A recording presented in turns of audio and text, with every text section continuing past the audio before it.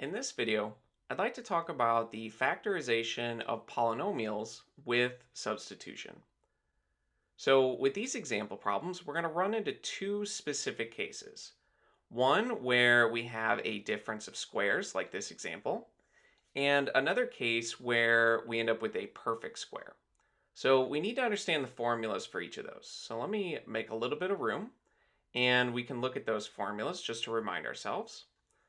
So if we have, I'll use their letters here, u plus v multiplied by u minus v, let me rewrite that as a u, then when we multiply these out, we get what's known as a difference of squares. We get u squared minus v squared.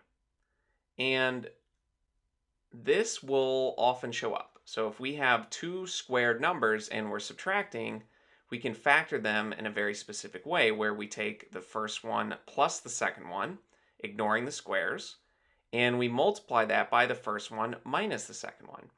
And that's actually what we're going to end up with here. And the other case we want to look at is when we have, let's say, u plus v squared. So this is known as a perfect square. And when you multiply this out, you would rewrite this expression twice and then use distribution. But you would get u squared plus 2 times u times v, and then plus v squared. So these two cases often show up. This one's a little bit harder to recognize, but they do show up often enough that it's worth recognizing their patterns and knowing how to factor polynomials that fall into these patterns. So let's just start with this example problem. We want to factor the following expression, 25x squared minus 36y to the 8th. And we can factor the expression as u plus v times u minus v, where u and v are either constant integers or single variable expressions. So we need to determine what u and v are, and then we need to actually factor this. So let's just rewrite this. We have 25x to the second power minus 36y to the 8th.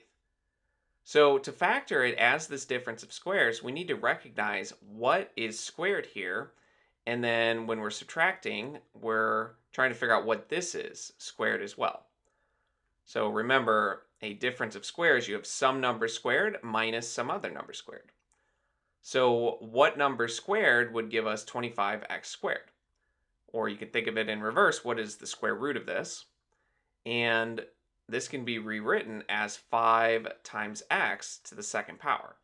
Since if you multiply this twice, you would get back 25 and x squared. And over here, we could follow the same logic. What would be the square root of this expression? And the square root of 36, that is 6. And the square root of y to the 8th is y to the 4th.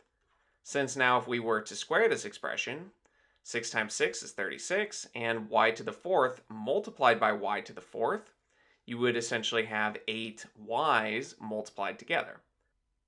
So we can match this up to our pattern. We have found u, and we found v. So now we can just factor this. So that answered question 1 and question 2 to actually carry out this factorization. Remember, it's the first one minus the second one. So it'd be 5x minus 6y to the 4th. And remember, when you're actually factoring this out, you're ignoring the squares. So first one plus the second one multiplied by the first one minus the second one, ignoring the squares. So you get 5x plus 6y to the 4th. And it doesn't matter if you put the minus first or the plus first. So that could be switched if we want, since really you're just changing the order of multiplication, and multiplication is commutative. You can change that order. And to check this, of course, you can just re-multiply this out.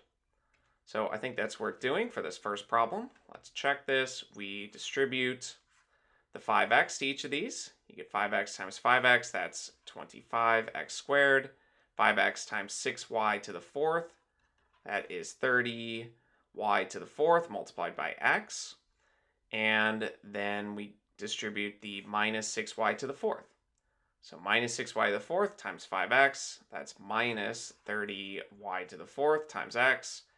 And minus 6y to the fourth multiplied by positive 6y to the fourth, you get minus 36. Y to the fourth times y to the fourth is y to the eighth. And notice the middle terms are going to cancel each other out. And so we just get 25x squared minus 36y to the eighth, which is exactly what we started with. So that means we can feel confident that this factorization is correct here.